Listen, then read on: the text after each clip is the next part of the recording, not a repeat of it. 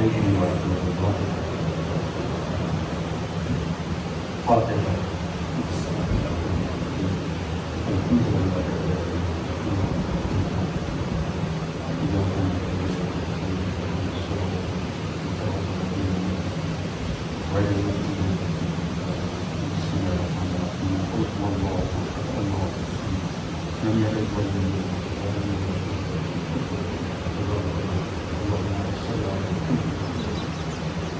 محمد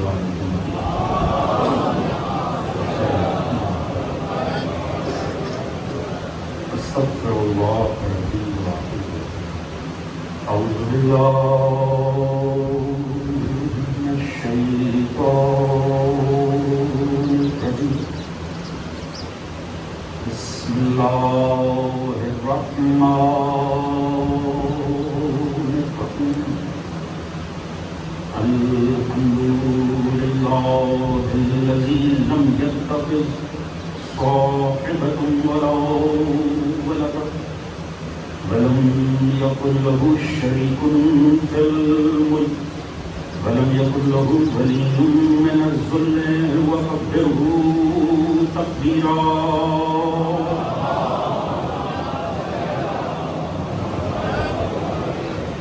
الصلاة والسلام على رسوله الكريم المكي المدني الأمي صاحب الوقار والسكينة المدفون بعز المدينة عبد القاسم المصطفى محمد صلى الله عليه وسلم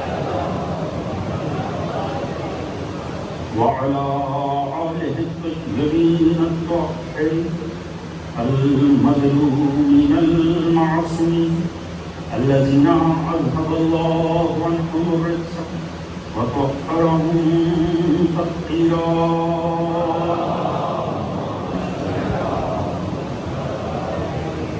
أما بعد فقد قال سبحانه بسم الله الرحمن الرحيم أحسب الناس أن يتركوا أن يقولوا آمنا وهم لا يفتنون ولقد فتنا الذين من قبلهم فليعلمن الله الذين صدقوا وليعلمن الكاذبين صلوات محمد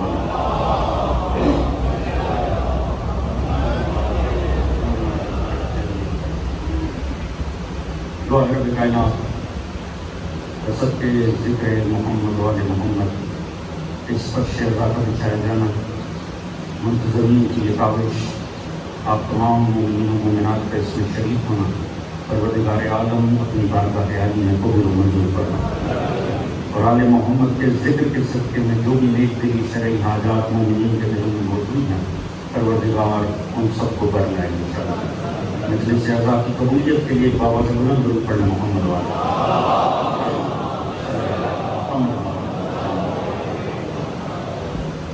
حضرات سامعین محرم الحرام سنہ 1443 سے یہاں محرم کا چاند ہوا اور وہاں لاکھوں ممبر سجدہ اب ذکر ہوگا تو فرزند رسول کا ہوگا اب گفتگو ہوگی تو آل محمد کے متعلق ہوگی اب دین کا کوئی بھی عنوان ہو وہ پہنچے گا ضرور مگر صدقے حسین ابن علی کوئی چاند اتنا بڑا تغیر پیدا نہیں کرتا جیسے محرم کا چاند یہ جو ہزاروں لاکھوں عزاخانے اور ممبر سج گئے ہیں کمال ہے فرزند رسول کو کہ اب کہیں توحید کا ذکر کیا جائے گا کہیں نبوت کے تذکرے چھیڑے جائیں گے کہیں امامت کی معرفت کے متعلق گفتگو ہوگی مگر کمال یہ ہے ذکر کوئی بھی چھیڑا جائے کہلائے کی مجلس حسین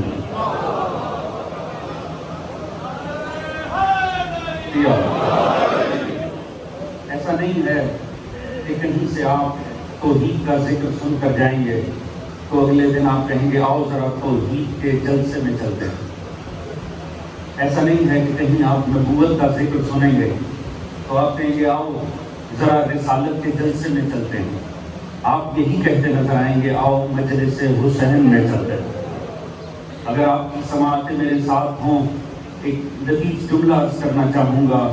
کمال ہے اس ایک سجدے کا اور کمال ہے فرزند رسول کا، جس کا فقط ایک سجدہ تمام ذکر توحید و نبوت و دین کو عنوان مجلس شبیر دے دے، اسے حسین کہتے ہیں.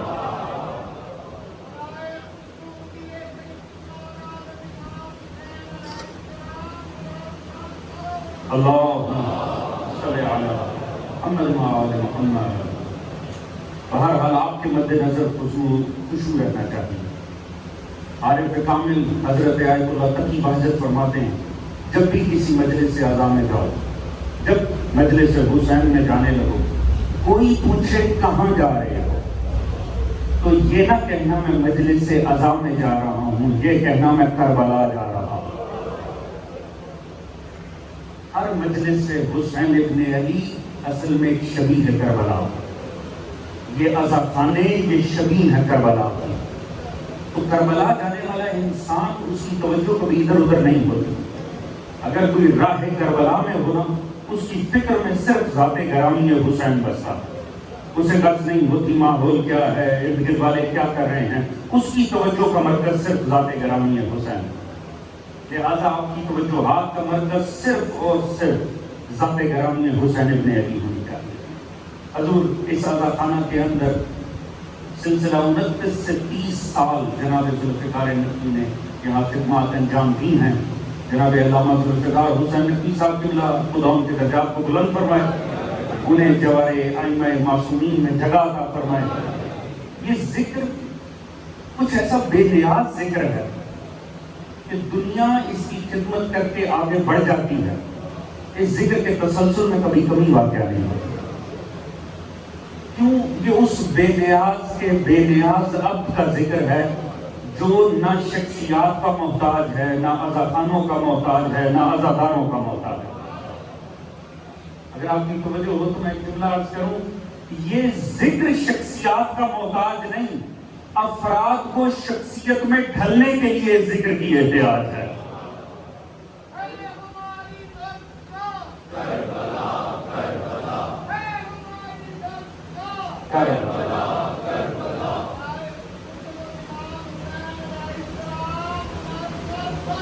اللہم صلی اللہ اس ذکر کا جو 1400 سالہ تسلسل ہے، خدا کی قسم وہ ثابت کرتا ہے یہ ذکر اپنے میں ایک معجزہ ہے. صاحبان فہم بیٹھے ہیں، آپ جا کے معجزے کی تعریف پڑھیں. معجزے کی بہت سی تعریفوں میں سے ایک تعریف یہ ہے جسے سمجھنا چاہو تو عقل میں نہ سمائے، جسے روکنا چاہو تو وہ روک نہ سکے. توجہ فرما رہے ہیں؟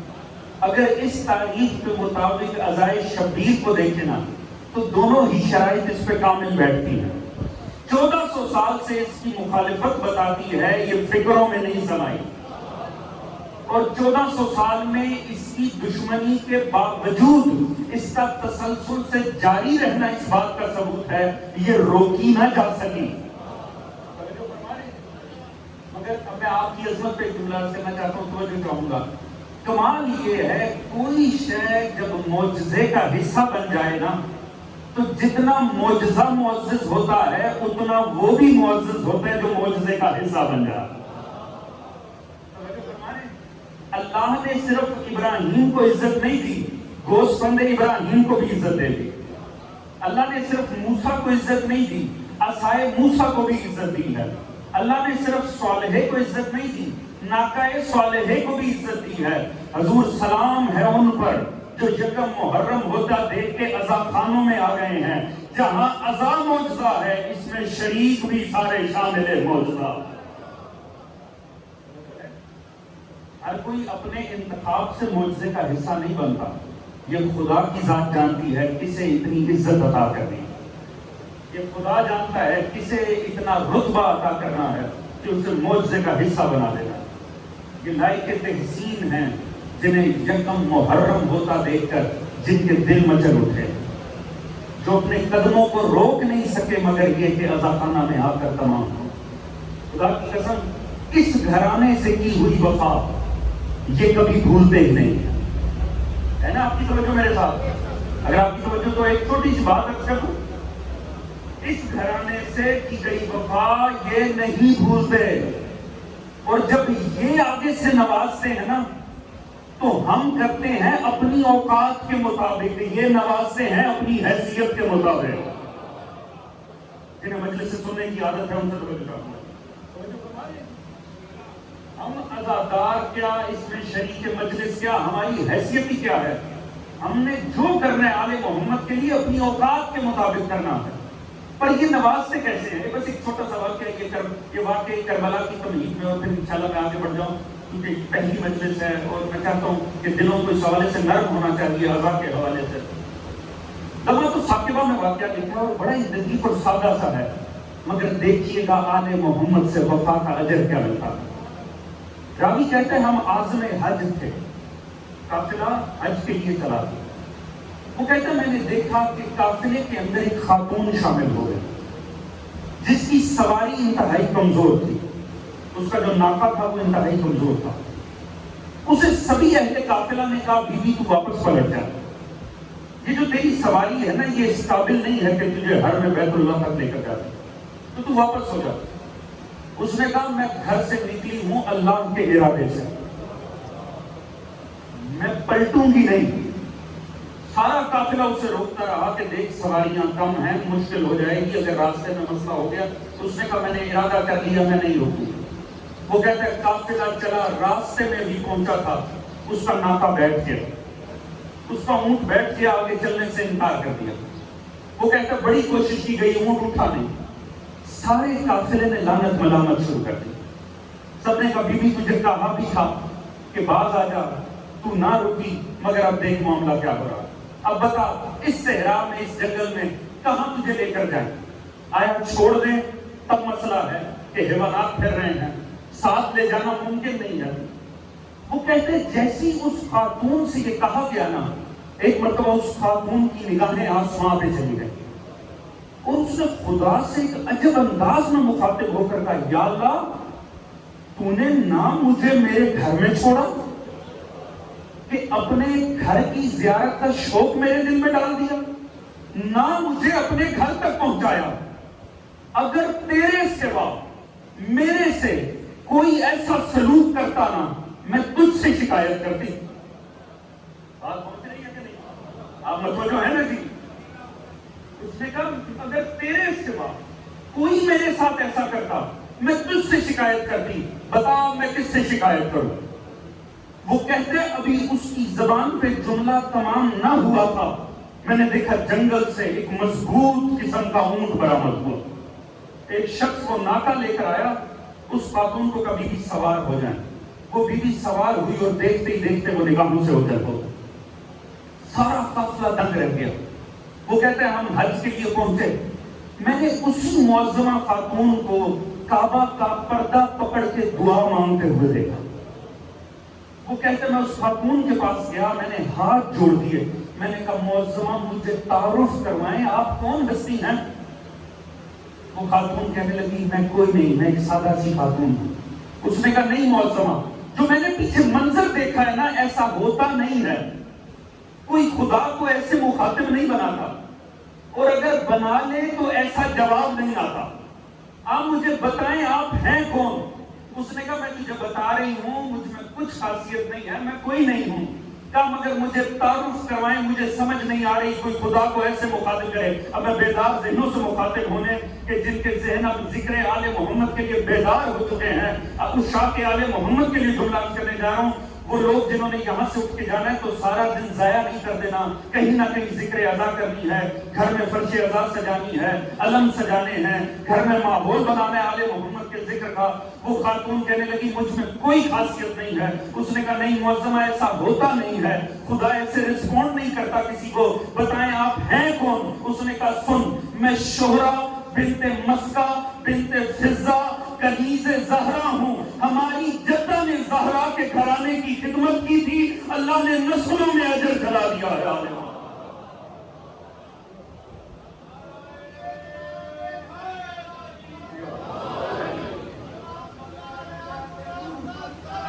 اللہم صلی علی محمد۔ توجہ ہے عزیزان، تو حضور اس گھرانے سے کی گئی وفا نسلوں میں چلی جاتی ہے۔ لہذا اس بات کو مد نظر رکھیے گا، جتنی دیر ذکر اعظام میں گزرے خشوع و خضوع ہونا چاہیے، ذکر کا جو مقصد ہے وہ حاصل ہونا چاہیے۔ مثال جیسے آپ نے تعارف کروایا، انشاءاللہ میں عرائض پیش کروں گا آپ کے سامنے قرآن اور آزمائش کے عنوان پر۔ بڑی خوبصورت آیت ہے، بڑی واضح آیت ہے، سورہ مبارکہ عنکبوت۔ موضوع سننے کا دل ہے نا کہ آپ حضرات تھوڑا سا بیدار ہو کے بیٹھیے گا، ذکر آل محمد ہے اور یہ تمہید کے مراحل ہیں، میں پوری توجہ آپ حضرات سے چاہوں گا۔ اور دیکھیے جو اس ذکر کے ساتھ تعلق ہے نا وہ چہرے تک آ ہی جاتا، لہذا وہ چہرے بتا ہی دیتے ہیں کہ ذکر کے لیے کتنی وابستگی انسان کی اس ذکر کے ساتھ ہے۔ پروردگار عالم مخاطب ہے، احسب الناس ان یترکوا ان یقولوا آمنا وهم لا یفتنون۔ پروردگار فرماتے ہیں کیا گمان کر رکھا ہے انسان نے کہ وہ یہ زبان سے کہہ دے گا میں ایمان لے آیا تو کیا آزمایا نہ جائے گا؟ کیا اتنا کہنا کافی ہے کہ ہم ایمان لے آئے اور آزمایا نہ جائے گا؟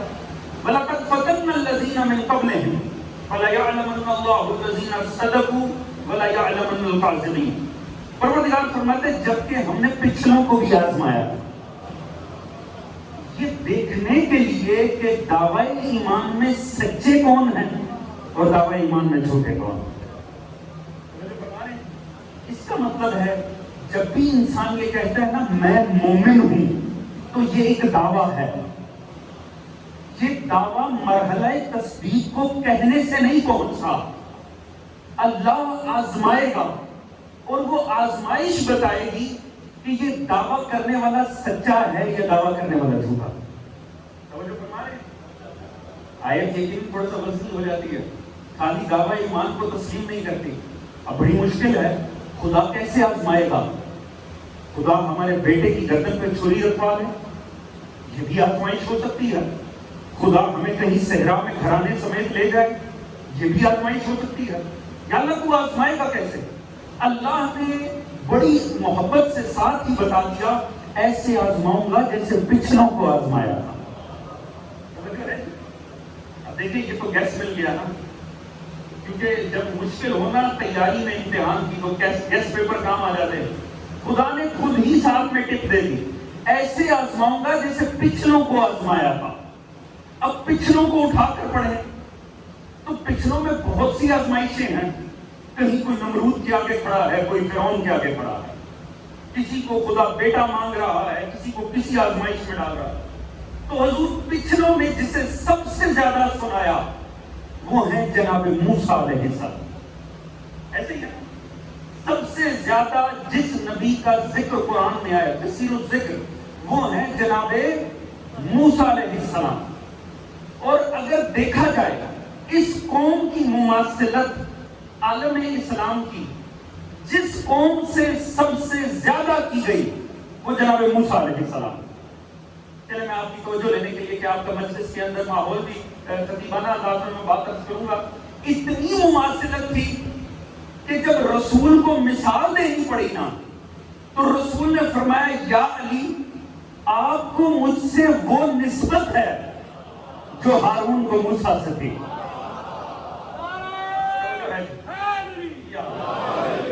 میں فضائل کا پہلا جملہ کرنے جا رہا ہوں اور اب میں آپ کے مزاج دیکھوں گا حضور، جیسا آپ کا مزاج رہے گا انشاءاللہ ویسی ہی ذکر کی رفتار رہے گی۔ رسول نے فرمایا یا علی آپ کو مجھ سے وہ نسبت ہے جو ہارون کو موسیٰ سے تھی۔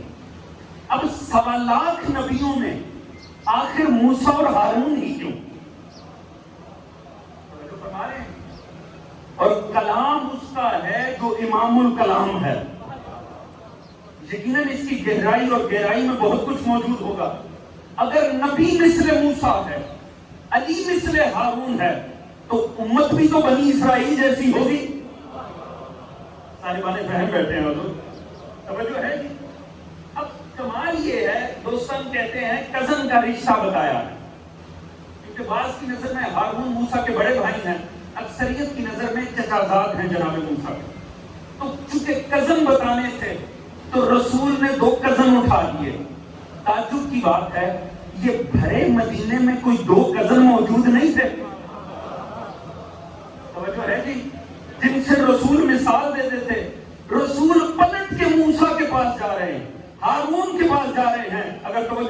عرض کرنا چاہوں گا، رسول دو نبیوں سے مثال دے کر بتا رہے ہیں، یاد رکھو مجھے اور علی کو مثال میں بھی دیکھنا ہونا تو امت میں نہیں دیکھنا۔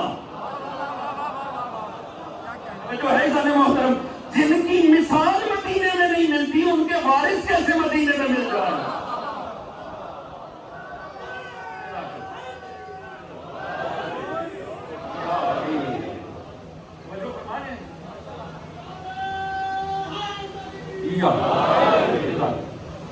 کم از کم ایک بات تو طے ہو گئی کہ جب بھی مصطفیٰ و مرتضیٰ کی مثال بھی دی جائے گی تو حضور نبیوں کے پاس جانا پڑے گا۔ توجہ ہے کہ کسی غیر معصوم سے ان کی مثال میں بھی نسبت نہیں بنتی۔ اب جناب موسیٰ لاوی بن یعقوب کی نسل سے ہے۔ اس سے کی لاوی بن یعقوب، اب جانتے ہیں جناب یعقوب کے 11 بیٹے تھے، اللہ نے ان 11 کے 11 بیٹوں میں سے حتیٰ یوسف جیسے معصوم کی نسل میں بھی عصمت نہیں رکھی۔ بڑا تفسیر کا بڑا اہم نقطہ ہے، ولیدہ فکر افراد کے لیے عرض کرنے جا۔ اللہ نے یعقوب کے 11 بیٹوں میں سے حتیٰ یوسف آپ کے بھائی بنیامین ان کی نسل میں بھی عصمت نہیں لایا، خدا لایا تو لاوی بن یعقوب کی نسل میں۔ یہ لاوی جانتے ہیں کون ہے؟ جس وقت سارے بھائیوں نے ارادہ قتل کیا نا موسیٰ کا، باپ کو دغا دیا، یہ شامل تھے، لاوی شامل تھے بھائیوں کے ساتھ اس دھوکے کے اندر، یہ ساتھ شامل رہے، بھائی کو ساتھ لے کر گئے دھوکہ دے کے، یہ شامل تھے، باپ سے جھوٹ بولا، شامل تھے۔ جیسے ہی بھائیوں نے ارادہ قتل یوسف کیا نا، 10ویں آیت ہے سورہ یوسف کی، قال قائل منہم لا تقتلوا یوسف، وہ بولا جو ان کا قائل تھا بھائیوں کے ساتھ، مگر ہاتھ پھیلا کر سامنے کھڑا ہو گیا، اس نے کہا میں تمہیں یوسف کو قتل نہیں کرنے دوں گا۔ میں صاحبان فہم کے لیے جملہ عرض کرنے جا رہا ہوں اور جہاں تک بیٹھے ہیں میں توجہ چاہوں گا۔ حضور کمال یہ دیکھیے گا بھائیوں کے ساتھ، اور اللہ نے گارنٹی دی کہ بھائیوں کے ساتھ قال قائل منہم، ان کا قائل تھا، مگر جیسے ہی قتل نبی کی بات آئی نا، یہ ہاتھ پھیلا کر کھڑا ہو گیا، اس نے کہا خبردار میں قتل نہیں کرنے دوں گا۔ اللہ کو اس کی یہ ادا اتنی پسند آئی، جنہیں مجلس سے سننے کی عادت ہے وہی پہنچیں گے، اللہ کو اتنا پسند آیا اس کا تحفظ نبوت کرنا، اللہ نے اس کی نسل میں عصمت قرار دے دی۔ میں توجہ چاہوں گا آپ حضرات سے، اللہ نے کسی کی نسل میں عصمت نہیں رکھی، مگر لاوی بن یعقوب کی نسل کو عصمت سے سجا دیا۔ پتہ لگا جو نبی کا تحفظ کرے نا، اللہ اسے ایسے اجر سے نوازتا ہے، اس کی نسلوں میں عصمت قرار دے دیتا ہے۔ لاوی نے بچایا یوسف تو نسل میں موسیٰ آ گیا، محمد کو بچایا ابو طالب نے، پورا امام نسل میں۔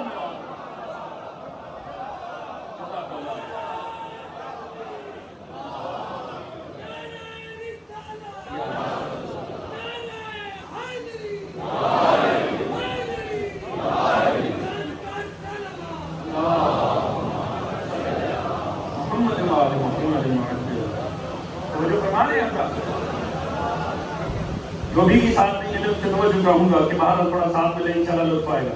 حضور کمال یہ دیکھیے اللہ نے نسل لاوی کو عصمت سے سجا دیا، یعنی جو تحفظ نبوت کرے نا خدا کا اس سے لطف ہی بڑھ جاتا ہے۔ جو ہے جناب موسیٰ علیہ السلام آئے نسل جناب لاوی میں۔ اب معاملہ یہ رہا، پروردگار نے اس واقعے کو 2-3 سورہ میں ذکر کیا ہے، جو آپ کے اور میرے مد نظر رہے گا انشاءاللہ وہ سورہ مبارکہ قصص رہے گی۔ میری آپ سے التماس ہوگی پہلی 30-40 آیات کو اگر آپ جمع کریں، پہلا محرم بھی ہے، 22 ثواب بھی ہے، رسول نے فرمایا میں تمہیں قرآن و اہل بیت کر کے جا رہا ہوں، اگر آپ پہلی 30-35-40 آیات کو ترجمے سمیت پڑھ کر آئیں گے نا انشاءاللہ ان 9 مجالس کا لطف ہی آپ کے لیے کچھ اور رہے گا۔ حضور اللہ نے آغاز ہی ذکر کا بڑے لطیف انداز میں کیا، سورہ مبارکہ قصص، پروردگار آغاز کتنے حسین انداز سے کر نَتْلُو عَلَيْكَ نَبَأَ مُوسَىٰ وَفِرْعَوْنَ، پروردگار فرماتا ہے میں تمہیں خبر سناتا ہوں کس کی؟ موسیٰ اور فرعون کی، بِالْحَقِّ لِقَوْمٍ یُؤْمِنُونَ، یہ واقعہ حق ہے سب کے لیے نہیں، مومنوں کے لیے ہے۔ توجہ ہے؟ اللہ رب العزت نے فرمایا جو میں تمہیں سنانے جا رہا ہوں نا، یہ حق کا ذکر ہے۔ کس کے لیے؟ مومنوں کے لیے۔ اچھا مومنوں کے لیے ذکر ہے تو صرف اچھوں کا ہی ہوگا؟ توجہ ہے؟ مگر پروردگار فرما رہے میں تمہیں خبر سنا رہا ہوں کس کی؟ موسیٰ و فرعون۔ میں تمہیں موسیٰ اور فرعون کا ذکر سنا رہا ہوں۔ حق ہے مومنوں کے لیے۔ یا اللہ جب ذکر مومنوں کے لیے ہے تو اچھے کا کر۔ توجہ ہے جاننا ہوتا مومنوں کو کیا لگے فرعون سے؟ توجہ فرما رہے ہیں یا اللہ اگر ذکر ہی کرنا ہے تو موسیٰ کا کر، تو صرف اچھوں کا ذکر کر۔ ہمیں کیا لگے فرعون کیسا تھا، پر جہاں خدا نے بتایا موسیٰ صابر تھے، وہاں بتایا فرعون ظالم تھا۔ جہاں بتایا موسیٰ شجاع تھے، وہاں بتایا فرعون مفسد تھا۔ جہاں بتایا موسیٰ پہ بڑا ظلم ہوا، وہاں بتایا فرعون نے ظلم کیا۔ یا اللہ تو کیا کر رہا ہے؟ ذکر تو نے مومنوں کو سنانا ہے تو مومن کا سنا، کافر پہ لعنت بھیج۔ یا اللہ کہاں صابر، کہاں ظالم، کہاں شریف و نجیب، کہاں کمین، یا اللہ کہاں باعث عظمت و عصمت، کہاں باعث رضائل۔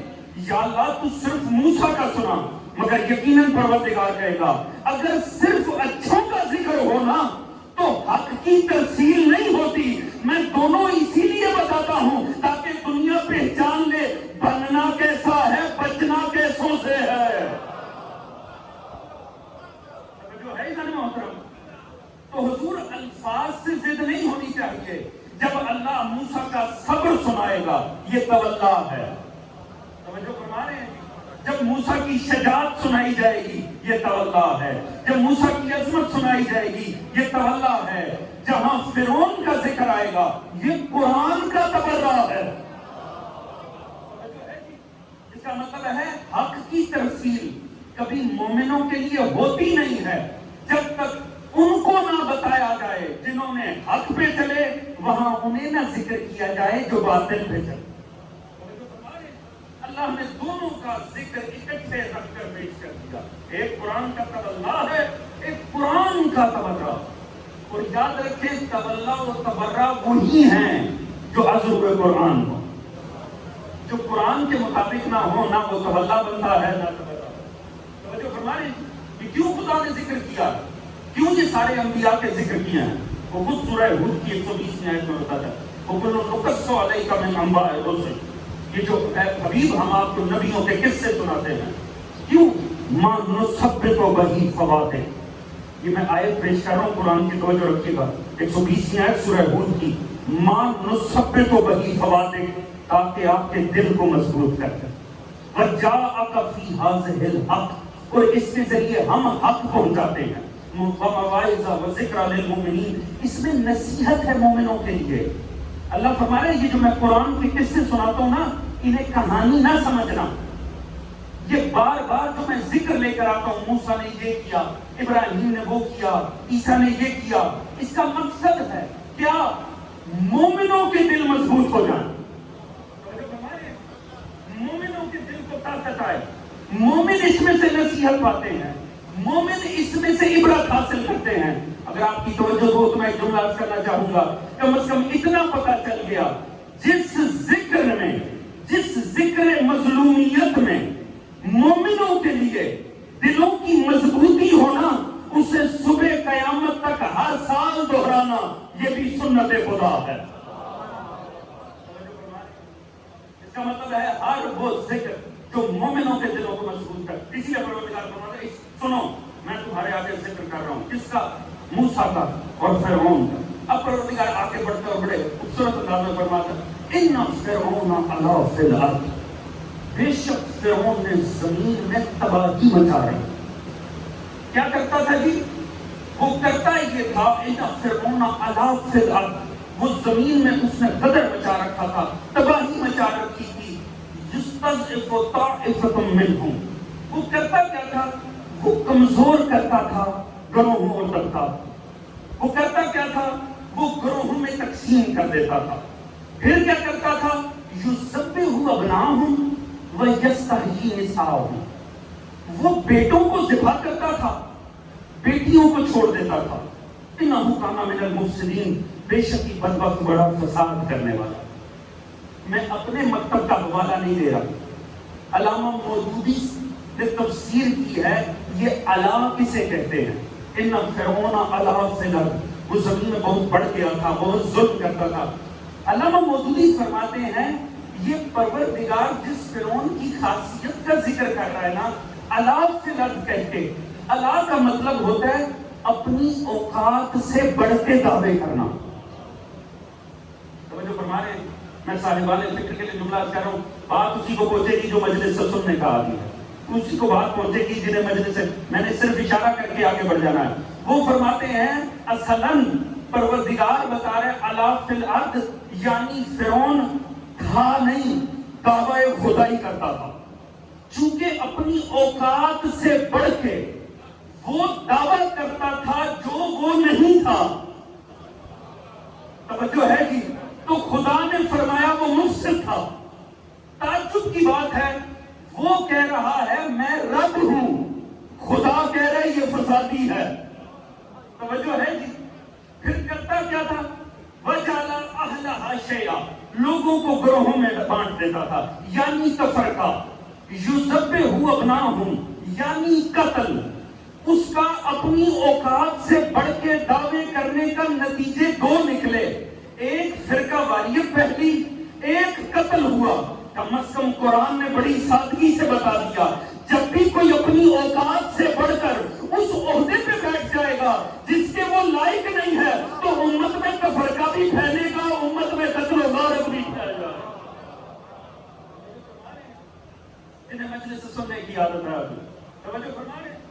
اپنی اوقات سے بڑھ کر نعرہ تکبیر، اللہ اکبر، نعرہ تکبیر، اللہ اکبر، یا رسول اللہ، یا رسول اللہ. علی رب کا مدد، علی شان قرآن، علی نظام، علی میری جان، علی جان ناصر، علی جان، علی کل ایمان، علی تیرا ایمان، علی میرا ایمان. نعرہ حیدری، یا علی، یا علی، یا علی.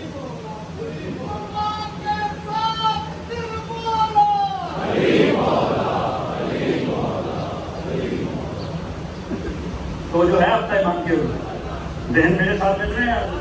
میں آپ کے سامنے قرآن پڑھ رہا ہوں. اللہ صلی علی محمد و علی محمد. توجہ فرما رہے ہیں ان فرعون علا فی الارض، اس نے زمین میں قدر مچا رکھا. کر کیا رہا تھا بدبخت؟ وجعل اهلها شیعا، لوگوں کو گروہوں میں بانٹ رہا. اچھا اب سمجھیے گا فرعون کسے کہتے ہیں. میں صاحبان فکر مجلس سے عرض کر رہا ہوں کہ فرعون کو پہچانیے گا. حضور اگر تفاسیر پڑھیں اور آل محمد کا کلام پڑھیں نا تو پھر پتہ چلتا ہے فرعون ایک شخص نہیں، ایک کردار کا نام ہے. توجہ ہے جی؟ فرعون ایک رویے کا نام ہے. اب قرآن آپ کے سامنے بیان کر رہا ہے فرعون کرتے کیا ہے. پہلی نشانی فرعون کی وَجَعَلَ أَهْلَهَا شَيْعًا، وہ لوگوں کو گروہوں میں بانٹ دیتا. پتہ لگا فرعون کا پہلا ہنر یہ ہے وہ تفرقہ پھیلا دیتا. اب صرف وہ میرا ساتھ ہے کہ جو بالیغ فکر ہیں، جنہیں بات سمجھ میں آتی ہے، جو قرآن کو کس سے سمجھ کے نہیں سنتے ماضی کے، جو قرآن کو ماضی کی نہیں حال کی کتاب جانتے ہیں. اور عرفان نے لکھا کوئی قرآن پڑھتے ہوئے یہ سمجھے نا میں ماضی پڑھ رہا ہوں، وہ قرآن نہیں پڑھ رہا. قرآن ماضی کی کتاب نہیں ہے، قرآن ہدایت کی کتاب ہے. خدا کو کوئی شوق نہیں ہے ہمیں ہزاروں سال پیچھے کا کوئی کردار سنانے کی اگر اس کا ہم سے تعلق ہی نہ ہو تو. پہلا کام کیا کرتا تھا؟ تفرقہ. دوسرا یذبحُ ابناءَہم، قتل. اس کا مطلب ہے جہاں کئی معاشرے میں یہ دو کام رائج ہو جائے نا، تفرقہ اور قتل، اس کا مطلب ہے پیچھے کوئی فرعون ہے.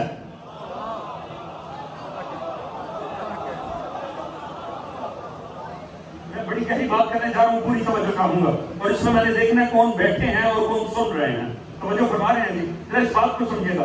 اس کا مطلب ہے جب بھی معاشرے میں دو چیزیں آ جائیں، ایک تفرقہ ایک قتل، اس کا مطلب ہے پیچھے کوئی فرعون ضرور ہے. اچھا چلے میں جملہ بدل کے عرض کرتا ہوں. اگر کوئی کہیں بیٹھ کر ان دو کاموں کی ترویج کر رہا ہو،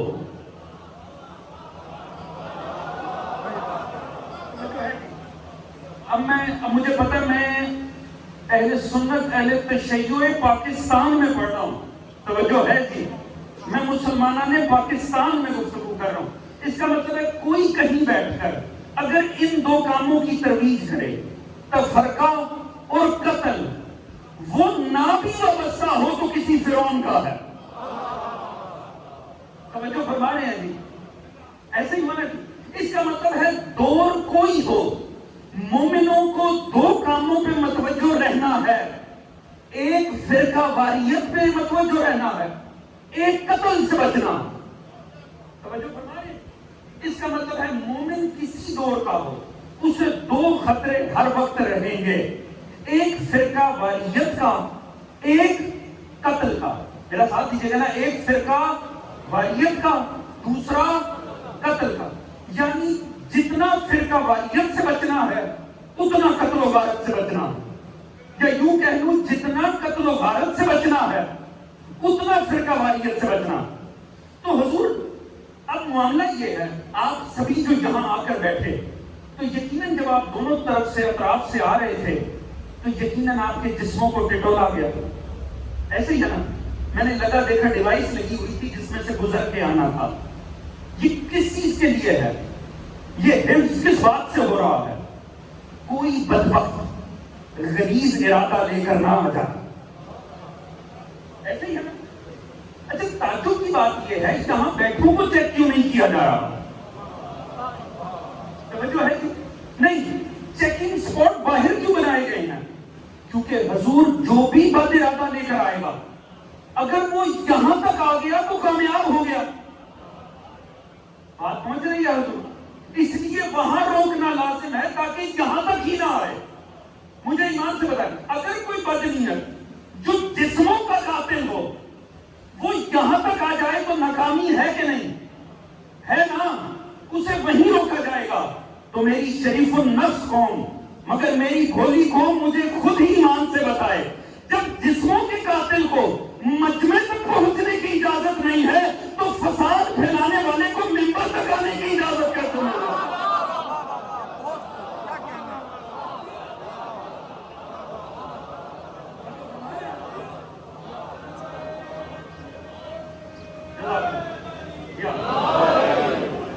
توجہ فرما رہے ہیں؟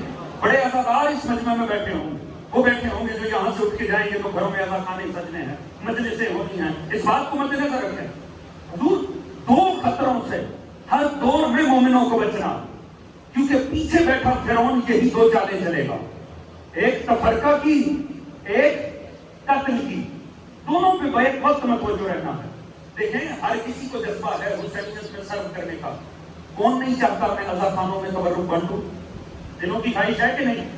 ہے نا جی؟ کون نہیں چاہتا میں مجلس عزا کو سجاؤں، میں بھی عزا خانہ سجاؤں، میں بھی ذکر برپا کروں؟ مجھے ایمان سے بتائیے گا، کسی کو شوق ہو میں سیکیورٹی پہ کھڑا ہو جاؤں، ہر کس و ناقص کو اجازت دی جائے گی؟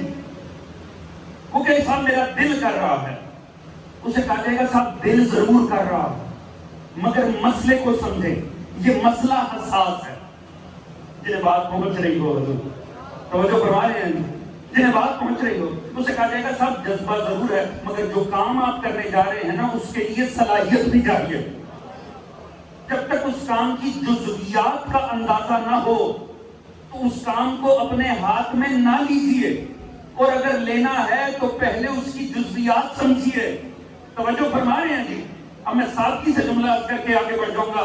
حضور اگر نااہل سیکیورٹی پہ کھڑا ہو جائے گا تو قاتل مجمع تک آ جائے گا، اور اگر بے خیال انسان عزاداروں میں شامل ہوگا تو مفسد ممبر تک بھی آ جائے گا. لہذا اس بات کو سمجھے کہ جو آپ نے کام ہاتھ میں لیا ہے یہ بڑا عظیم ہے، یہ وراثت انبیاء ہے. ہماری کیا اوقات ہے حسین کے عزادار بن جائیں؟ خدا کرے ہمارا نام شامل ہو جائے۔ حسین کے عزادار آدم تھے، حسین کے عزادار موسیٰ اور ابراہیم تھے۔ آپ اپنی قصص کی کتاب اٹھا کے دیکھیں، کوئی ایسی کتاب نہیں ہوگی جس میں آپ کو روایت نہ ملے، کہیں نہ کہیں سے کوئی نہ کوئی نبی اللہ نے کربلا تک لے کر گیا۔ میں مسائل نہیں پڑھ رہا ہوں، فضائل عرض کر رہا ہوں۔ اللہ ہر نبی کو کربلا میں کسی نہ کسی بہانے روکا ضرور۔ کسی کا بحر پہ چل رہا تھا سفینہ، اللہ نے روک لیا، کب روکے گا؟ کوئی نہ کوئی مشکل آئی، خبر میں سفینہ پھنسا، یا اللہ کیا ہوا؟ کہا کہ کربلا ہے۔ اللہ نے روک کے، اگر توجہ ہوگی تو جملہ سمجھ میں آئے گا، اللہ نے نبی روک کے عزادار بنایا۔ نہ جانے کہاں بیٹھے ہوئے، توجہ فرمائیں۔ نہیں میں آگے بڑھ کے عرض کرتا ہوں، اللہ نے کبھی موسیٰ جا رہے ہیں، ٹھوکر لگی، اللہ کیا ہوا؟ یہ کربلا ہے۔ وہ کیا ہے؟ حسین، کربلا، یزید، عیسیٰ گزر رہے ہیں، ٹھوکر لگ گئی، روک لیا، یہ کیا ہے؟ کیا ہوا؟ کربلا ہے۔ وہ کیا؟ حسین، یزید، نواسۂ پیغمبر کی قربانی۔ اللہ انبیاء پر جواز بناتا رہا۔ بات سمجھ میں آئے، لطف آئے گا۔ اللہ نبیوں کو روک روک کر سوال کراتا رہا کربلا کیا ہے، اور جواز بنا کے خود ذاکر حسین بنتا رہا۔ جو ہے سن محترم، اور اللہ نے بتایا یاد رکھو اگر ذکر حسین ہونا تو سامع انبیاء ہونے چاہیے۔ یہ سامع ہونا بھی سنت انبیاء ہے، یہ ذکر کرنا بھی سنت الہی ہے۔ توجہ فرمائیں، لہذا اس بات کو سمجھیے گا، حضور یہ ایک بڑی نماز گاہ ہے، اس کے لیے تیاری بھی بڑی ہونی چاہیے۔ تو پروردگار عالم نے فرمایا فرعون کرتا کیا تھا؟ وہ کرتا یہ تھا، وہ بدبخت فرقہ واریت پھیلاتا تھا، وہ تفرقہ کرتا تھا، اور یذبح ابناءہم، وہ بیٹوں کو قتل کر دیتا۔ حضور 70 سے 90 ہزار بچہ فرعون نے ماؤں کی گودوں میں ذبح کروایا۔ کیوں؟ اسے بتایا گیا کہ کوئی بچہ دنیا میں آنے والا ہے، جو آئے گا تو تیرا اقتدار فنا ہو جائے۔ کیوں؟ کیونکہ اسی سرزمین مصر سے پہلے جب ابراہیم گزرے تھے نا، جنہوں نے مجالس سن رکھی ہیں ان کے ذہنوں میں ہوگا، آپ کے ساتھ جناب سارہ تھی۔ اس مصر کے بادشاہ نے بدتمیزی کی تھی جناب سارہ سے، دست درازی کی تھی، اللہ نے انہیں محفوظ رکھا۔ اس وقت جناب ابراہیم نے کہا تھا تم انتظار کرو، ایک آنے والا ضرور آئے گا، میں تو انتقام نہیں دے رہا، وہ میرا منتقم بن کر آئے گا، اور جب وہ انتقام کرے گا نا، یاد رکھو یہ جتنے تمہارے کسر ہیں نا یہ نابود ہو جائیں گے، تمہارا اقتدار نابود ہو جائے گا۔ فرعون کو بتایا گیا جناب وہ بچہ آنے جا رہا جو تیرے اقتدار کو فنا کر دے گا۔ اس نے 70 سے 90 ہزار بچہ اس لیے قتل کر دیا وہ آنے والا نہ آئے۔ سادگی سے جملہ عرض کروں مگر اللہ جانے آپ کس انداز میں سنیں گے، اللہ تیری بے کمال ہیں، تو کسی فرعون کو مطمئن نہیں ہونے دیتا اقتدار پہ، ڈرا کے رکھتا ہے کوئی آنے والا ہے۔ اللہ جانے کہاں بیٹھے لوگ توجہ فرمانے ہیں، کیا کہنے خدا کے یا توجہ ہے۔ میں جانتا ہوں آپ کی سماعتیں بڑی حسین ہیں، مجھے پتہ ہے آپ آہستہ آہستہ کھلیں گے، جو افراد ابھی شفقت نہیں کر رہے وہ کھلیں گے ضرور، میں بھی کھلوا کے چھوڑوں گا انشاءاللہ آپ کو۔ حضور کمال یہ دیکھیے، پروردگار عالم نے فرعون کو بے چینی لگا رکھی ہے، وہ آنے والا ہے، وہ آنے والا ہے، کیا کرو؟ اس نے کہا قتل شروع کر دو، اتنا قتل کرو کہ آنے والا آئے ہی نہ۔ آپ نے بڑی محبت سے سنا، میں آپ کا شکریہ ادا کرتا ہوں۔ میں ممبر پہ بیٹھ کے دعا کروں پروردگار آپ کی تمام نیک دلی شرعی حاجات کو قبول کرے۔ میں اگلا جملہ بھی سادگی سے عرض کرتا ہوں، کم از کم ایک بات طے ہو گئی، قتل ہونا ناکامی نہیں ہے، قتل اسی کے ہوتے ہیں جس قوم میں معصوم آنا ہو۔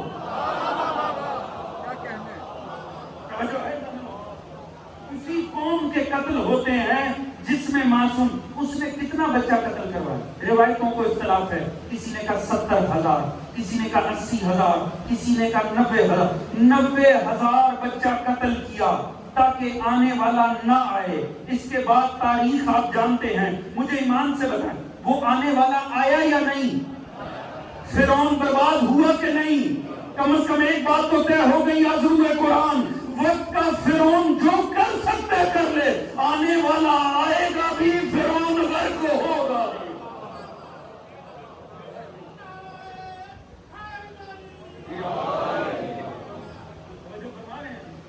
تو حضور کبھی قتل و غارت سے نہ گھبرائیے گا، ہاں کوشش پوری کرنی ہے بچنے کی، مگر مظلوم قوم کے قتل ہوتے ہیں، اس قوم کے ضرور قتل ہوتے ہیں جس میں معصوم آنا ہو، کیونکہ یہ فرعونوں کی روش ہے، ان کا حربہ یہ ہے قتل۔ کمال دیکھیں، میں حیران ہوئی طالب علم ہونے کی حیثیت سے، اللہ نے 70 سے 90 ہزار بچے، اگر فرعون نے قتل کیا تو خدا نے بھی کروا لیا، کس کے پیچھے؟ ایک معصوم پیچھے، ایک موسیٰ پیچھے۔ سادگی سے عرض کروں، ایک معصوم کی جان کی قیمت کیا ہے؟ اور نہیں کیا حضرات، اللہ نے 70 سے 90 ہزار بچے ایک معصوم پیچھے قتل کروا دیا۔ سوچیں حجت خدا کی نظر میں قیمت کیا ہے۔ اسی لیے مولا صادق نے فرمایا، اگر پوری انسانیت کو قصاص سے قتل حسین میں قتل بھی کر دیا جائے نا، حسین کے قتل کا قصاص پورا نہیں۔ مجھے میرے دوست ایمان سے بتائیں، ایمان سے بتائیے گا، اس امت کی اوقات ہے کہ راہ توحید میں، طائف کی وادیوں میں نبی کے قدموں میں جو ایک کانٹا چبھا ہے، یہ پوری امت مل کے اس کا اجر دے سکے مصطفیٰ، جسے دے کے خدا نے کہا ہو کہ یہ میں تم پہ احسان کر رہا ہوں۔ ایسے ہی ہے نا، پروردگار نے فرمایا لقد من اللہ علی المؤمنین اذ بعث فیہم رسولا من انفسہم، میں جو اپنا مصطفیٰ دے رہا ہوں میں تم پہ احسان کر رہا ہوں۔ یہ امت سر سجدے میں رکھ کے مر جائے نا، صرف نبی مصطفیٰ کو اتنی بات کا اجر نہیں دے سکتی، ایک پتھر جو آپ نے کھایا تھا قریش سے۔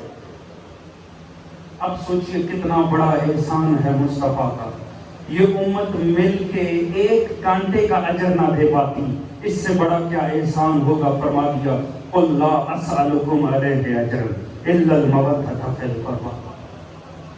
بس میں تم سے ایک بات چاہ رہا ہوں، میرے قربا سے محبت کرتا ہوں، تم یہ کرو، بس اتنا ہی کافی، میں اتنے پہ راضی ہو جاؤں گا۔ بس حضور نبی نے یہ وصیت کی تھی، مگر اتنا ظلم ہوا کہ 1400 سال بعد بھی یہاں محرم کا چاند ہوا، یہاں گریے کی تیاری ہو۔ ایک بڑا عجیب منظر ہے خدا کی قسم۔ مولا صادق فرماتے ہیں شہادت حسین یہ وہ دکھ ہے مومنوں کے دل میں جو کبھی مندمل نہ ہو پائے گا، یہ زخم ہمیشہ تازہ رہے گا۔ کیسے تازہ ہو؟ اس کا مقدمہ بڑا مضبوط ہے، مصطفیٰ کے ہاتھوں پہ ہے مظلوم کربلا، مصطفیٰ کی آنکھوں میں آنسو ہیں، جناب زہرا کی نگاہ رسول کے چہرے پہ پڑی اور تڑپ کے سوال کیا بابا میرا بیٹا پسند نہیں آیا آپ کو؟ اب رسول تڑپ اٹھے، کہا بیٹی زہرا اس سے زیادہ مجھے کوئی محبوب نہیں ہے۔ کہا بابا آپ کی آنکھوں میں آنسو کیوں ہے؟ کہا زہرا مجھے ایک وقت یاد آ رہا ہے۔ آپ نے سن رکھا ہے نا واقعہ، آپ نے سن رکھا ہے، ہاں آپ نے اس واقعہ سن رکھا ہے۔ جناب زہرا نے تڑپ کے پوچھا بابا جب میرا بیٹا اتنی مظلومیت میں شہید ہوگا، بابا اس کے بابا علی کہاں ہوں گے؟ کہا نہیں ہوں گے، بھیا حسن نہیں ہوگا، میں ماں زہرا نہیں ہوں گی۔ عزادارو، اے عطیہ اہل بیت میں بیٹھے عزادارو، مجھے ایمان سے بتانا دنیا کی کوئی ماں ہوتی اگلا سوال کیا ہونا چاہیے تھا؟ دنیا کی کوئی ماں ہوتی وہ تڑپ کے کہتی بابا میرے بچے کو بچائے گا کون؟ اللہ جانے گریے سے زہرا کو محبت کتنی ہے، بی بی رو کر کہتی بابا میرے بیٹے کو روئے گا۔ اب مسائل پڑھنے کی ضرورت نہیں ہے، یہ محرم ہو گیا۔ اب اس سے زیادہ میں آپ کو کیا بتاؤں، آل محمد کے گھر میں گریا پڑ گیا۔ اب زہرا گریا گناہ ہے، اب امام زمانہ کے سر میں کھڑا ہے کہ اللہ ایک قوم پیدا کر جس کے جوان اس کے جوانوں کو روئیں گے، جس کے بوڑھے اس کے بوڑھوں کو روئیں گے۔ مولا صادق سجدے میں سر رکھ کے کہتے ہیں یا اللہ رحم کر ان نگاہوں پر جو حسین کو رو، یا اللہ اس دن جس دن تو نگاہ غضب کرے گا سبھی پہ، نظر رحمت کرنا ان آنکھوں پہ جن سے آنسو حسین کے برسے۔ حضور یکم محرم ہے نا، تو روایت ہے یکم محرم ہمارے ہاں آزا خانوں میں ذکر روانگی ہوتا ہے۔ عجب قیامت کا منظر، عجب قیامت کا منظر ہے۔ حسین دربار مدینہ میں داخل ہو رہے ہیں، مگر اس سے پہلے کہ دربار میں داخل ہوتے نا، ایک مرتبہ جناب عباس کو وحی ہوگی اور رو کر کا عباس ساتھ نہیں جانا۔ جناب عباس طرف اٹھ گئے، آقا یہ بڑے بدبخت لوگ ہیں۔ کہا عباس جب تک میری صدا بلند نہ ہو جائے تب تک داخل دربار نہیں ہونا۔ ہاں وہ نوبت آئی یہاں مظلوم کی صدا بلند ہوئی، ایک بجلی چمکتی ہے۔ وہ عباس و اکبر جو باہر تھے اب حسین کے سامنے کھڑے، مگر اگلے لمحے مظلوم کربلا نے ایک عجب قیامت کا جملہ ادا کیا۔ ایک مرتبہ ہاتھ رکھا بھائی کے سینے پر اور بس اتنا کہا عباس ٹھہر جا یہ کربلا نہیں ہے۔ عباس حوصلہ کر یہ کربلا نہیں۔ بس امام نکلے ہیں دربار سے، امام اس کے بعد اپنے گھر کی جانب نہیں آئے، آپ سیدھا گئے ہیں قبر رسول پر۔ راوی کہتے ہیں اس رات پلٹ کے قبر رسول پر گئے ہیں، مگر قبر پہ نا معاملہ یہ عجیب تھا۔ آپ نے بہت روایتیں سن رکھی ہوں گی، جب سینہ رسول سے لگتے تھے تو کس انداز میں لگتے تھے۔ راوی کہتے ہیں ایسے قبر سے لپٹے ہوئے تھے جیسے کوئی ننھا سا بچہ ماں کے سینے سے لپٹا ہوا۔ رونے والوں میں اس سے بڑھ کر ہو رہا کیا عرض کروں، میں دوسرا منظر بنا کر پیش کر دیتا ہوں۔ حسین ایسے نانا سے لپٹے تھے جیسے وقت آخر سکینہ حسین کے سینے سے۔ بابا ہمیں چھوڑ کے نہ جا، بابا کس کے سہارے چھوڑ کے جا۔ بے نہیں جیسے کوئی بچہ بلک کے بیان کرتا ہے نا، حسین رو رو کر کہہ رہے تھے نانا مجھے آپ کی امت مدینے میں رہنے نہیں دیتے، نانا میں آپ کی قبر کو چھوڑنا نہیں چاہتا۔ عجب جملہ قیامت کا کہا، نانا میں چاہتا ہوں آپ کی قبر پھٹے میں قبر میں سما جاؤں۔ اللہ جانے کتنی دیر تک روتے رہے، غش آ گیا مظلوم کو، اور ایک مرتبہ رسول آئے، رسول نے کہا حسین بس یہی مشیت الہی ہے، میرے لال اٹھ اور سفر اختیار کر۔ جو کہا سفر اختیار کر، اس عالم میں بھی مظلوم کربلا نے ایک ہی سوال کیا، چشم آپ حکم کرتے ہیں میں حاضر ہوں، میری بہنوں کے لیے کیا ہوں؟ کا مشیت کا تقاضا ہے تو کربلا میں رہ جائے گا، بہنیں آگے تک بڑھ جائیں گی۔ ایک مرتبہ مظلوم پلٹ کر آئے ہیں، مظلوم نے اعلان کیا تیاری کی جائے، محمل تیار کیے جائیں، کناتیں آویزہ کر دی گئیں، ایک ایک محمل آنے لگا ہے، تیاری ہو رہی ہے۔ عجب کوہرام ہے بنی ہاشم کی حویلی میں، عجب کوہرام ہے، گریے کا عالم ہے۔ اب جب مظلوم کربلا وہاں تشریف لائے نا، ایک عجیب عالم گریا تھا۔ بنی ہاشم کی عورتوں کا جو منظر لکھا ہے نا، لکھا ہے ایسے تھا مظلوم بیچ میں کھڑے تھے، ماتمی خواتین چاروں طرف کھڑی، اور ایک ماتم برپا تھا بنی ہاشم کی حویلی میں۔ امام کا ایسے عالم تھا جیسے زیارت نہیں آ جاتی، زیارت کے ارد گرد ماتم ہوتا ہے۔ حسین اس عالم میں کھڑے تھے اور ماتم ہو رہا تھا۔ ہر بی بی کہہ رہی تھی نہ چاہیے حسین، یہ امت بڑی جفاکش ہے۔ ایسے میں جناب سلمہ آگے بڑھی، اہل سنت اہل تشیع دونوں روایات ہیں۔ جناب سلمہ نے کہا بیٹا حسین کس طرف کی تیاری ہے؟ کہا ہمارے مقدر میں جو ہے وہاں جا رہے ہیں۔ کہا بیٹا خدا را نہ جاؤ۔ کیوں دادی اماں کیوں نہ جائیں؟ ایک مرتبہ نانی اماں کیوں نہ جائیں؟ جناب سلمہ نے ایک شیشی نکالی اور کہا بیٹا اس میں خاک دیکھ رہے ہو، یہ مجھے تمہارے نانا ہو رسول خدا نے دی تھی، اور کہا تھا سلمہ اس خاک کو سنبھال رکھ، یہ کربلا کی خاک ہے، جب میرا حسین کربلا چلا جائے تو اس پر نگاہ رکھنا، جس دن یہ خاک خون ہو جائے سمجھ لینا میرا نواسا پامال ہو گیا کربلا کی سرزمین۔ کہا نانی اماں میں بڑی اچھے سے جانتا ہوں، مجھے پتہ ہے میرا انجام کیا ہے۔ نانی اماں آپ بھی دیکھنا چاہیں گی، نانی اماں آپ وہ مناظر دیکھنا چاہیں گی۔ ہاں بیٹا میں وہ منظر دیکھنا چاہوں گی. کہا اچھا نانی اماں آپ دیکھیے. حجت خدا کا اشارہ ہوا, زمین نیچے ہو گئی, کربلا نکھر کر سامنے آ گئی. اب امام مظلوم نے ایک ایک منظر دکھانا شروع کیا. نانی اماں یہ وہ جگہ ہے جہاں میرا اکبر زین چھوڑ دے گا. نانی اماں یہ وہ جگہ ہے جو میرا قاسم پامال ہو جائے گا. اور نانی اماں یہ جو آپ پیلا دیکھ رہے ہو, اس پہ کھڑے ہو کر میں ننھے اصغر کے لیے پانی مانگوں. اور نانی اماں یہ جو آپ پتھریلا سا نشیب دیکھ رہی ہیں, یہاں قاتل ضربے چلائے گا اور میرا سر تن سے جدا کر دے گا. ایک مرتبہ ایک ایک منظر دکھانا شروع کیا جناب ام سلمہ کو. ایسے میں جناب ہانی, جناب ابو طالب کی بہن, جناب امام حسین کی پھوپھی, وہ بھی آگے بڑھی اور رو کر کہنے لگی حسین نہ جاؤ.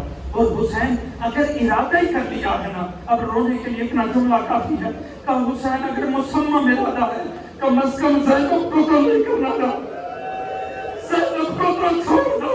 ایک مرتبہ رو کر کہا پھوپھی اماں یہ اللہ کی طرف سے مشیت مقدر ہے, جیسے میرا خون بہنا ہے بہن کی چادر تین وقت. اب اس کے بعد ایک ایک ہستی سوار ہونا شروع ہوئی. جناب لیلا سوار ہوتی ہیں, اکبر آگے بڑھ کر سوار کرواتا ہے. جناب فروا سوار ہونے آتی ہیں, قاسم سوار کرواتا ہے.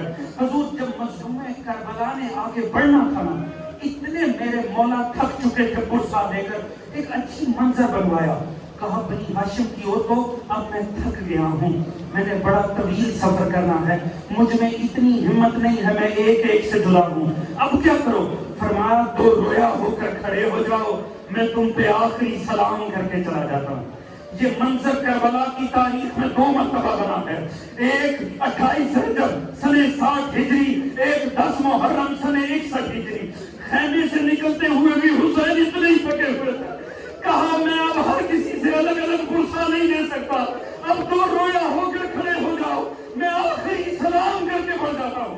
مولا بڑھ کر آگے آئے نا, تو اب لیلا سوار ہو گئی ہیں, فروا سوار ہو چکی ہیں, رباب سوار ہو چکی ہیں, ہر کسی کو ان کا لال سوار کر رہا ہے. ایسے میں راوی کہتا ہے ایک اونٹ محمل کے لایا گیا, میں نے دیکھا ایک معظمہ سوار ہونے آئی. اب جیسے ہی اس بی بی کو آتے دیکھا نا, عباس بھی دوڑ کر آ گئے, اکبر بھی دوڑ کر آ گئے, قاسم بھی دوڑ کر آ گئے. میں نے پوچھا اب کون معظمہ آئی ہے؟ جواب دیا اب علی کی بڑی بیٹی آ رہی ہے, اب زینب کبریٰ آ رہی ہے. جیسے ہی زینب کو آتے دیکھا, خود حسین تشریف لے آئے. حسین آئے, بہن میں سوار کرواتا ہوں. جناب زینب نے دیکھا حسین بھی کھڑے ہیں, عباس بھی کھڑے ہیں, اکبر بھی کھڑے ہیں, قاسم بھی کھڑے ہیں. کہا حسین معذرت کے ساتھ آج تم میں سے مجھے کوئی سوار نہ کرا. کہا بہن پھر کیسے سوار ہونا؟ کہا حسین آج مجھے وہ سوار کرائے جس نے 11 محرم کو مجھے سوار کرنا ہے, مجھے سجاد آج سوار کرنا. یہی وجہ ہے جب 11 محرم کو بی بی کے ہاتھ پسے قدم بنے تھے, بی بی محمل کے سامنے آئی. اب جو نکاح کی, نہ حسین نظر آتے ہیں, نہ عباس نظر آتے ہیں, نہ اکبر نظر آتے ہیں. بی بی کا رخ کربلا کے میدان میں ہو گیا.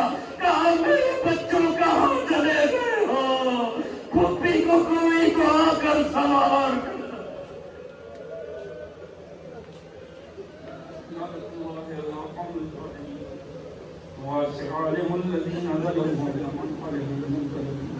یا اللہ یا رحیم یا کریم یا مقلب القلوب والابصار, یا مدبر اللیل والنہار, تجھے واسطہ پنجتنے پارا امام جعفر معصوم علیہ السلام کا اس قلیل سے ذکر کو اپنے بارگاہ میں کثیر شمار کرنا. پروردگار تجھے واسطہ آل محمد کے ذکر کا, پروردگار عالم جتنے بھی دوستان جس انداز میں بھی اس ذکر عزائے شبیر میں موجود ہیں, جس انداز میں بھی اس نے حصہ لیا ہے, خصوصاً بانیان, والنٹیئر حضرات, تمام ہی شریک کا ان سبھی کی توفیقات حسنہ میں عطا فرما. تمام مومنین کے رزق, عزت, دولت, علم, فہم, شعور, صحت میں برکت عطا فرما. سبھی مومنین کے شان عزت جان مال کو محفوظ فرما. جہاں کہیں ذکر آل محمد کے لیے عزاخانے سج چکے, پروردگار تجھے واسطہ محمد و آل محمد کا ان عزاخانوں کا, ان عزاداروں کو اپنے حفظ و امان میں قرار فرما. پروردگار سبھی مومنین جہاں کو آپس میں پیار, محبت, خلوص, اخوت, مودت کی دولت عطا فرما. پروردگار امام زمانہ علیہ السلام کا ضرور جل فرما. ہم سب کو معصوم کی سپاہ میں شامل فرما، معصوم کے منتظرین میں شمار فرما، عرض پاکستان کی نظریات و ظاہری سرحدوں کی حفاظت فرما، عرض پاکستان کو دن دگنی رات دگنی ترقی عطا فرما، ہم سب کی آنے والی نسلوں کو تا صبح قیامت خودداران، عزاداران، محبان، مدیان و عاشقان آل محمد میں قرار فرما، مقامات مقدسہ آل محمد کی حفاظت فرما، جو جوان اس راہ میں ڈٹے ہوئے ہیں مزید استحکام عطا فرما، ہم سب کو سیرت اہل بیت، سیرت محمد و آل محمد پڑھنے، سمجھنے، اپنی ذات اور گھرانے پہ نافذ کرنے کی توفیق عطا فرما۔ پروردگار ہم سب کا خاتمہ بالحق بالخیر دین آل محمد پہ قرار فرما، اور آخرت میں سبھی مرحومین سمیت ہم سب کو شفاعت محمد و آل محمد سے بہرامند فرما۔ بسم اللہ الرحمن الرحیم، اللہم کن ولیک الحجۃ ابن الحسن صلواتک علیہ وعلی آلہ في هذه الساعة وفي كل ساعة، وليم وحافظ وقائد وناصر ودليل وعينا حتى وتصل وتقى الله وتمتعهم فيها قليلا برحمتك يا ارحم الراحمين، اللهم صل على محمد